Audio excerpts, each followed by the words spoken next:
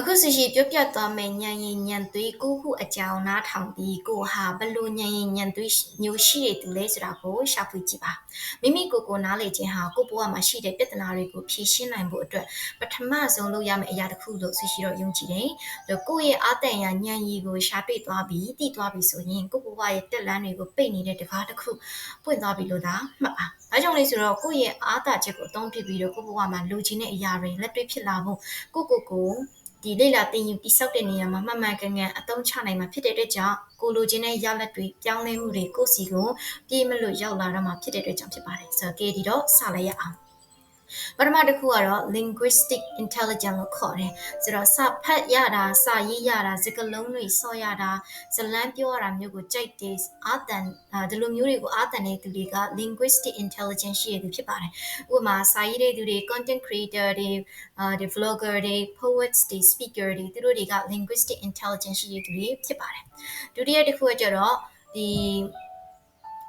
logical mathematical intelligence လို့ခေါ်တယ်ပြဿနာဖြေရှင်းရတာတခုခုဆိုရင်ဝေဖန်ဆန်းစစ်ရတာအသစ်တွေကိုစမ်းသပ်ရှာဖွေရတာမျိုးတွေကိုကြိုက်တဲ့သူတွေဟာ logical mathematical intelligence ရှိတဲ့သူဖြစ်ပါတယ်ဆိုတော့ဥပမာဒီသိပ္ပံပညာရှင်တို့ engineer တို့တခြားအများကြီးရှိသေးတယ်ပေါ့နောက်တစ်ခုကကျတော့ဒီ spatial intelligence တခုခုဆိုရင်ရုပ်ပုံတွေနဲ့ဆွဲပြီးပုံဖော်ကြည့်တာပြီးရင်ပုံဆွဲရတာတွေကိုသဘောကျတာစိတ်ကူးကိုယ့်ရဲ့စိတ်ကူးတွေကိုပုံဖော်ကြည့်တာဒါဒီလိုတွေကိုသဘောကျတဲ့သူတွေဟာ spatial intelligence ရှိတဲ့သူဖြစ်ပါတယ်ဒီဥပမာဆိုရရင်ပကြီးအနုပညာရှင်တို့အိမ်ပုံစံရေးဆွဲတဲ့ architecture တွေတို့ designer တွေ fashion designer တွေပေါ့ပြီးရင်လည်းဒီinterior designer ဒီလိုမျိုးတွေပေါ့သူတို့တွေဟာဒီspatial intelligence ရှိတဲ့သူတွေဖြစ်တယ်နောက်တစ်ခုကကျတော့ဒီလှုပ်ရှားအားကစားလုပ်ရတာလက်မှုပညာနဲ့တရုပ်ဆောင်အမှုရာလုပ်ရတာမျိုးတွေကသဘောကျတဲ့သူတွေဟာ bodily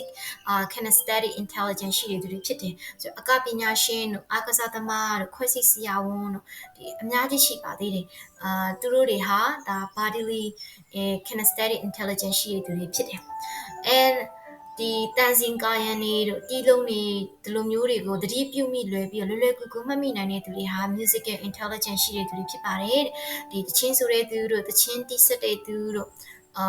တချင်းရေးတဲ့သူတချင်းဆိုတဲ့သူ sorry သူတို့တွေဟာ musical intelligence ရှိတဲ့သူတွေဖြစ်တယ်ဆိုတော့သူများပြောတာကိုနားထောင်ပေးလေးရှိတယ်အုပ်စုလိုက်လှုပ်ဆောင်ရတာတွေကိုသဘောကျတယ်ပြီးရင်လူတွေနဲ့ပြောဆိုဆက်ဆံရတာတွေကိုသဘောကျတဲ့သူတွေဟာ interpersonal intelligence ရှိတဲ့သူတွေဖြစ်ပါတယ်ဥပမာဆရာမစာသင်တဲ့ဆရာမ therapist ပြီးရင်နေပယ်တစ်ခုခုမှာဥဆောင်နေတဲ့သူတွေဟာဒီ interpersonal intelligence ရှိတဲ့သူတွေဖြစ်ပါတယ်ကိုပြန်လည်သုံးသပ်တာအရန်လို့ဖြစ်တယ်ပြီးရင် journaling ဆိုတဲ့ဒီကိုယ့်ရဲ့စိတ်ခံစားချက်တွေကိုချရေးတာမျိုးတွေကြိုက်တယ်ပြီးရင်ကိုယ့်စိတ်ခံစားချက်တွေကိုကောင်းကောင်းနားလည်တဲ့သူတွေဟာ intrapersonal intelligence ရှိတဲ့သူတွေဖြစ်ပါတယ်ဥပမာဒီအတွေးခေါ်ပညာရှင်တို့စိတ်ပညာရှင်တို့အဲ့လိုမျိုးမဟုတ်ဘဲနဲ့ဒီတာမန်သူတွေမှာဆိုဒီဈေးရောက်နေသူပဲဖြစ်ဖြစ်ဒီစီးပွားရေးလုပ်နေတဲ့သူပဲဖြစ်ဖြစ်ဒါမှမဟုတ်ဆိုင်ရေးတဲ့သူပဲဖြစ်ဖြစ်အဓိကတော့ဒီလိုမျိုး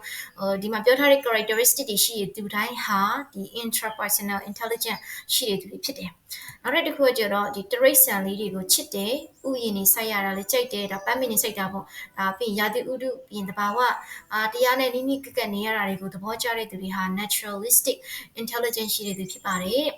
ဒီတရိတ်ဆန်လေးတွေကိုကုရဆရာဝန်တွေ pets လေးတွေကိုပြန်ပြီးရောင်းချတဲ့သူတွေဥယျာဉ်ခြံစိုက်တဲ့သူတွေအပန်းဖြေစခန်းပွင့်တဲ့သူတွေပေါ့ဒီလိုမျိုးလေးတွေကဒါ natural intelligence ရှိတဲ့သူတွေဖြစ်ပါတယ်တဲ့ပြီးရင်နောက်ထပ်တစ်ခုကျတော့ဒါနောက်ဆုံးတစ်ခု number 9ပေါ့ဘာကြောင့်လူဖြစ်လာတယ်လဲငါတို့တည်သွားပြီးရင်ဘာဆက်ဖြစ်မှာလဲစတဲ့ဒီကိုယ့်ရဲ့ရှင်သန်မှုဆိုင်ရာမိကွန်းတွေကိုမေးပြီးတော့စူးစမ်းလေ့လာနေတဲ့သူတွေက existential intelligence ရှိတဲ့သူတွေဖြစ်ပါတယ်တဲ့ဒီဥပမာဒီမြင်တောင်ပြောရရင်ယဟန်တို့သီလရှင်တွေတို့ပြီးရင်အတွေးခေါ်ပညာရှင် philosopher တွေပေါ့